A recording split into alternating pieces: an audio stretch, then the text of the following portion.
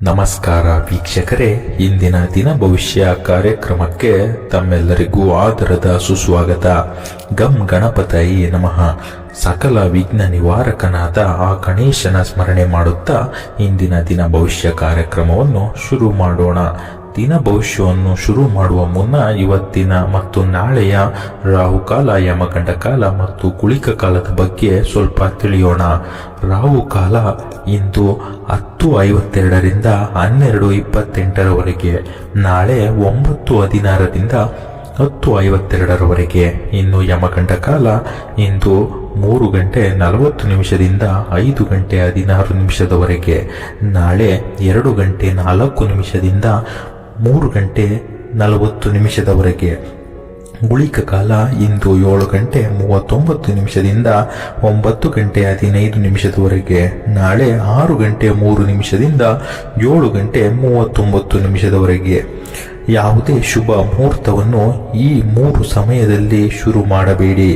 ಇನ್ನು ಶುಭ ಮುಹೂರ್ತಕ್ಕೆ ಬರುವುದಾದರೆ ಇಂದು 11:20ದಿಂದ 12:05 ನಾಳೆ 11:15ದಿಂದ 12 ಇನ್ನು ನಾವು ಮೀನ ರಾಶಿಯವರ ಇಂದಿನ ಮತ್ತು ನಾಳೆಯ ದಿನ ಭವಿಷ್ಯ ಹೇಗಿರಲಿದೆ ಎಂಬುದನ್ನು ಈಗ ನೋಡೋಣ. ಆರ್ಥಿಕ ಸ್ಥಿತಿ. ಮೀನ ರಾಶಿಯವರ ಆರ್ಥಿಕತೆಯು ಈ 2 ದಿನಗಳಲ್ಲಿ ಕಣ್ಣಿಗೆ ಕಾಣದ ರಕ್ಷಣೆಯನ್ನು ಹೊಂದಿರಲಿದೆ.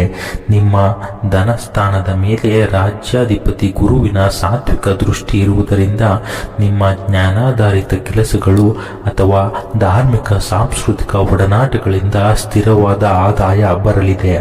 ಹೂಡಿಕೆಯ ವಿಚಾರಕ್ಕೆ ಬಂದರೆ ಮೀನರಾಶಿಯವರು ಅತಿಯಾದ ರಿಸ್ಕ್ ತೆಗೆದುಕೊಳ್ಳಲು ಇಷ್ಟಪಡುವುದಿಲ್ಲ. ಹಾಗಾಗಿ ಅಂಚೆ ಕಚೇರಿಯ ಉಳಿತಾಯ ಪತ್ರಗಳು, ಚಿನ್ನದ ಆಭರಣಗಳ ಖರೀದಿ ಅಥವಾ ಕೃಷಿ ಭೂಮಿಯ ಮೇಲೆ ದೀರ್ಘಾವಧಿ ಬಂಡವಾಳ ಹೂಡಲು ಇದು ಅತ್ಯಂತ ಪ್ರಶಸ್ತವಾದಂತಹ ದಿನ. ಉದ್ಯೋಗ ಮತ್ತು ವ್ಯವಹಾರದ ವಿಚಾರಕ್ಕೆ ಬರುವುದಾದರೆ ವೃತ್ತಿರಂಗದಲ್ಲಿ ಮೀನರಾಶಿಯವರಿಗೆ ಅವರ ಮಾನವೀಯ ನಡವಳಿಕೆ ಮತ್ತು ಕೌಶಲ್ಯಕ್ಕೆ ತಕ್ಕ ಅತ್ಯುನ್ನತ ಮನ್ನಣೆ ಸಿಗಲಿದೆ. ಕಚೇರಿಯಲ್ಲಿ ಉದ್ಯೋಗಿಗಳಿಗೆ ಯಾವುದೇ ಆಂತರಿಕ ರಾಜಕೀಯಕ್ಕೆ ಸಿಲುಕದಂತೆ ಹಿರಿಯ ಅಧಿಕಾರಿಗಳು ಬೆಂಬಲ ನೀಡಲಿದ್ದಾರೆ. ನಿಮ್ಮ ಸುದೀರ್ಘ ಅನುಭವ ಅಥವಾ ಪ್ರಾಮಾಣಿಕತೆಯನ್ನು ಗುರುತಿಸಿ ಸಂಸ್ಥೆಯ ಪ್ರಮುಖ ನೀತಿ ನಿಯಮಗಳನ್ನು ರೂಪಿಸುವ ಅಥವಾ ಯುವ ಉದ್ಯೋಗಿಗಳಿಗೆ ತರಬೇತಿ ನೀಡುವ ಉನ್ನತ ಜವಾಬ್ದಾರಿಯನ್ನು ನಿಮಗೆ ವಹಿಸಲಾಗುವುದು. ಇನ್ನು ಸ್ವಂತ ಬಿಸಿನೆಸ್ ಅಥವಾ ಸಾಂಪ್ರದಾಯಿಕ ವ್ಯಾಪಾರ ಮಾಡುವವರಿಗೆ ಇದು ಅತ್ಯಂತ ಸ್ಥಿರವಾದ ಲಾಭ ಸಮಯ.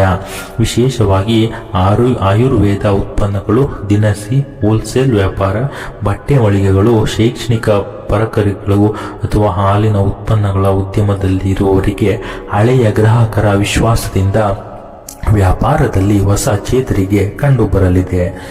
ಆರೋಗ್ಯ ಮತ್ತು ದೈಹಿಕ ಸ್ಥಿತಿಯ ಬಗ್ಗೆ ನೋಡುವುದಾದರೆ ಆರೋಗ್ಯ ದೃಷ್ಟಿಯಿಂದ ಮೀನರಾಶಿಯವರು ಜಲ ಸಂಬಂಧಿತ ಮತ್ತು ಕಫದೋಷಗಳ ಕಡೆಗೆ ಹೆಚ್ಚಿನ ಮುನ್ನೆಚ್ಚರಿಕೆ ವಹಿಸಬೇಕು. ನಿಮ್ಮ ರಾಶಿಯು ದೇಹದ ಪಾದಗಳು ಮತ್ತು ಲಿವರ್ ಭಾಗವನ್ನು ಪ್ರತಿನಿಧಿಸುವುದರಿಂದ ರಕ್ತದಲ್ಲಿನ ಸಕ್ಕರೆ ಅಂಶ ಏರುಪೇರಾಗದಂತೆ ಅಥವಾ ಪಾದಗಳ ಊತ ಕಾಣಿಸಿಕೊಳ್ಳದಂತೆ ಎಚ್ಚರ ವಹಿಸಿ. ರಾತ್ರಿಯ ವೇಳೆ ಅತಿಯಾದ ಸಿಹಿ ಪದಾರ್ಥಗಳು ಅಥವಾ ತಣ್ಣನೆಯ ಆಹಾರ ಸೇವನೆಯನ್ನು ಸಂಪೂರ್ಣವಾಗಿ ನಿಯಂತ್ರಿಸಿ. ಮೀನರಾಶಿಯವರು ಸ್ವಾಭಾವಿಕವಾಗಿ ಭಾವುಕರಾಗಿದ್ದು ಇತರರ ಕಷ್ಟಗಳನ್ನು ನೋಡಿ ತಮ್ಮ ಮನಸ್ಸಿಗೆ ಅತಿಯಾದ ಒತ್ತಡ ತಂದುಕೊಳ್ಳುತ್ತಾರೆ. ಇದು ನಿಮ್ಮ ನಿದ್ದೆಯ ಕೊರತೆ ಅಥವಾ ಬಿಪಿ ಹೆಚ್ಚಾಗಲು ಕಾರಣವಾಗಬಹುದು. ಮುಂಜಾನೆ ಮುಕ್ತ ವಾತಾವರಣದಲ್ಲಿ ಕನಿಷ್ಠ 20 ನಿಮಿಷ ಕಾಲ ಪ್ರಾಣಾಯಾಮ ಮಾಡುವುದು ಒಳ್ಳೆಯದು. ಕೌಟುಂಬಿಕ ಜೀವನದ ಸ್ಥಿತಿಯ ಬಗ್ಗೆ ನೋಡುವುದಾದರೆ ಕೌಟುಂಬಿಕವಾಗಿ ಮೀನರಾಶಿಯವರ ಮನೆಯಲ್ಲಿ ನೆಮ್ಮದಿ ಮತ್ತು ಧಾರ್ಮಿಕ ವಾತಾವರಣ ಈ 2 ದಿನಗಳು ನೆಲೆಸಲಿದೆ. ಮನೆಯಲ್ಲಿ ಮಕ್ಕಳ ವಿದ್ಯಾಭ್ಯಾಸದ ಪ್ರಗತಿ ಅಥವಾ ಅವರ ಮುಂದಿನ ಜೀವನದ ಬಗ್ಗೆ ದಂಪತಿಗಳ ನಡುವೆ ಅತ್ಯಂತ ಪ್ರಬುದ್ಧವಾದ ಮಾತುಕತೆಗಳು ನಡೆಯಲಿವೆ. ಮಗ ಅಥವಾ ಮಗಳಿಗೆ ಯೋಗ್ಯವಾದ ಕಡೆಯಿಂದ ವಿವಾಹ ಸಂಬಂಧಗಳನ್ನು ನಿಶ್ಚಯಿಸುವ ಬಗ್ಗೆ ಕುಟುಂಬದ ಹಿರಿಯ ಸಮ್ಮುಖದಲ್ಲಿ ಮಹತ್ವದ ಒಪ್ಪಂದಗಳನ್ನು ಅಂತಿಮಗೊಳ್ಳಲಿವೆ.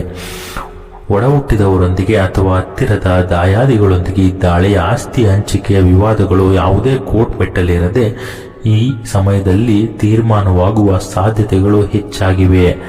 ಇನ್ನು ಪ್ರೀತಿ ಮತ್ತು ವೈವಾಹಿಕ ಜೀವನದ ಅಂಶಕ್ಕೆ ಬರುವುದಾದರೆ, ದಾಂಪತ್ಯ ಮತ್ತು ಪ್ರೇಮ ಜೀವನದಲ್ಲಿ ಮೀನರಾಶಿಯವರು ಕೇವಲ ತಾತ್ಕಾಲಿಕ ಆಕರ್ಷಣೆಗಿಂತ ಬೌದ್ಧಿಕ ಹೊಂದಾಣಿಕೆ ಮತ್ತು ಪರಸ್ಪರ ಆರೋಗ್ಯದ ಕಾಳಜಿಗೆ ಹೆಚ್ಚಿನ ಪ್ರಾಮುಖ್ಯತೆ ನೀಡುತ್ತಾರೆ. ವಿವಾಹಿತ ದಂಪತಿಗಳ ನಡುವೆ 20-25 ವರ್ಷಗಳ ಸುದೀರ್ಘ ಸಂಸಾರದ ನಂತರ ಇರುವಂತಹ ಅತ್ಯಂತ ಪ್ರಬುದ್ಧ ಅಥವಾ ಶಾಂತಿಯುತ ವಿಶ್ವಾಸ ಇರಲಿದೆ. ಸಂಗಾತಿಯು ನಿಮ್ಮ ಆರ್ಥಿಕ ಜವಾಬ್ದಾರಿಗಳನ್ನು ಹಂಚಿಕೊಂಡು ನಿಮ್ಮ ಮನೆಗೆ ಮಾನಸಿಕ ನೆಮ್ಮದಿ ನೀಡಲಿದ್ದಾರೆ. ಇನ್ನು ಪ್ರೇಮಿಗಳ ನಡುವೆ ಇದ್ದ ಸಣ್ಣ ಪುಟ್ಟ ಆಲೋಚನಾ ಲಹರಿಯ ವ್ಯತ್ಯಾಸಗಳು ದೂರವಾಗಿ ಸಂಬಂಧದಲ್ಲಿ ಪಕ್ವತೆ ಬರಲಿದೆ.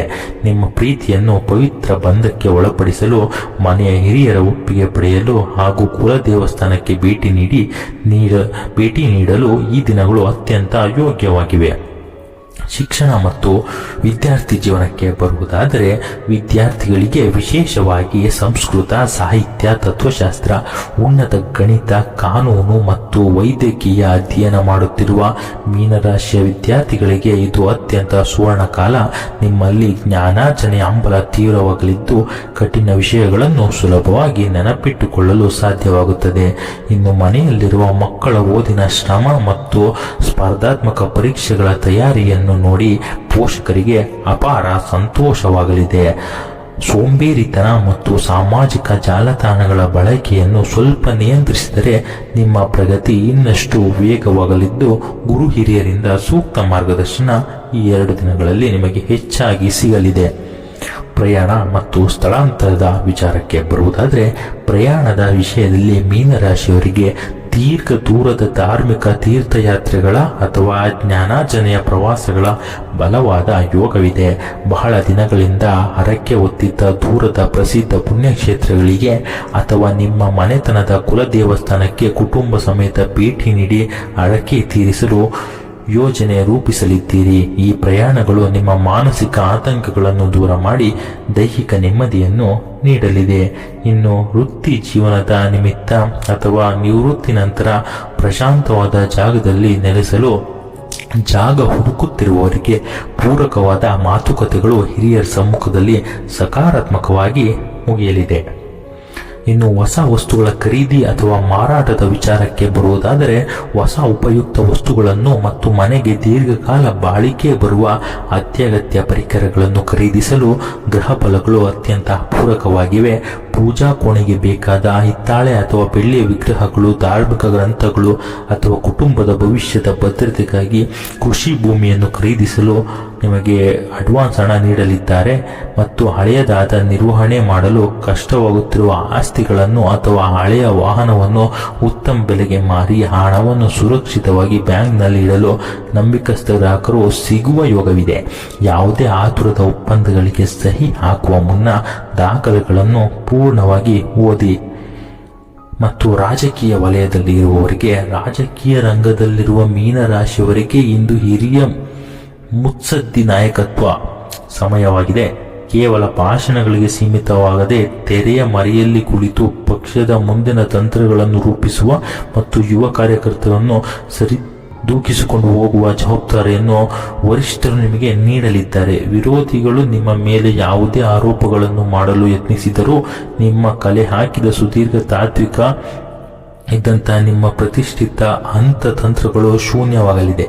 ಪಕ್ಷದ ಪ್ರಣಾಳಿಕೆಯನ್ನು ಸಿದ್ಧಪಡಿಸುವ ಉನ್ನತ ಸಮಿತಿಗಳಲ್ಲಿ ನಿಮಗೆ ಮುಖ್ಯ ಸ್ಥಾನ ಸಿಗುವ ಬಲವಾದ ಸುಳಿವುಗಳಿದ್ದು ಕ್ಷೇತ್ರದಲ್ಲಿ ನಿಮ್ಮ ವರ್ಚಸ್ಸು ವೃದ್ಧಿಯಾಗಲಿದೆ. ಇನ್ನು ಇವತ್ತಿನ ದಿನದ ಪರಿಹಾರಕ್ಕೆ ಬರುವುದಾದರೆ, ಮೀನರಾಶಿಯ ಅಧಿಪತಿ ಗುರು ಗ್ರಹಾನುಗತಿಯಾಗಿರುವುದರಿಂದ ಇಂದಿನ ಮತ್ತು ನಾಳೆಯ ದಿನಗಳಲ್ಲಿ ಶ್ರೀ ರಾಘವೇಂದ್ರ ಸ್ವಾಮಿಗಳ ಅಥವಾ ಶಿರಡಿ ಸಾಯಿಬಾಬಾ ಅವರ ಆರಾಧನೆ ಮಾಡಿ ಮತ್ತು ಗುರು ಸ್ತೋತ್ರಗಳನ್ನು ಪಠಿಸಿ ಅಥವಾ ಓಂ ಶ್ರೀ ರಾಘವೇಂದ್ರಾಯ ನಮಃ ಮಂತ್ರವನ್ನು 108 ಬಾರಿ ಜಪಿಸಿ. ಮತ್ತು ಬಡವರಿಗೆ, ವೃದ್ಧಾಶ್ರಮಗಳಿಗೆ ಅಥವಾ ಅಗತ್ಯ ಇರುವವರಿಗೆ ಬೇಳೆ, ಹಳದಿ ಬಣ್ಣದ ಹಣ್ಣುಗಳು, ಉದಾಹರಣೆಗೆ ಬಾಳೆಹಣ್ಣು, ಹಸಿ ತುಪ್ಪ ಅಥವಾ ಧಾರ್ಮಿಕ ಪುಸ್ತಕಗಳನ್ನು ದಾನ ಮಾಡುವುದರಿಂದ ಗ್ರಹ ದೋಷಗಳು ನಿವಾರಣೆಯಾಗಿ ಸಂಸಾರದಲ್ಲಿ ಶಾಂತಿ ನೆಲೆಸುತ್ತದೆ. ಇನ್ನು ಅದೃಷ್ಟದ ಬಣ್ಣ ಹಳದಿ ಮತ್ತು ಬಿಳಿ, ಅದೃಷ್ಟದ ಸಂಖ್ಯೆ 3 ಮತ್ತು 7. ಇದು ಇಂದಿನ ಮೀನರಾಶಿಯವರ ದಿನ ಭವಿಷ್ಯ ಆಗಿದ್ದು, ಇದೇ ರೀತಿ ಹೆಚ್ಚು ವಿಡಿಯೋಸ್ಗಳಿಗಾಗಿ ನಮ್ಮ ಚಾನಲ್ ಅನ್ನು ಸಬ್ಸ್ಕ್ರೈಬ್ ಮಾಡಿಕೊಳ್ಳಿ. ಧನ್ಯವಾದಗಳು.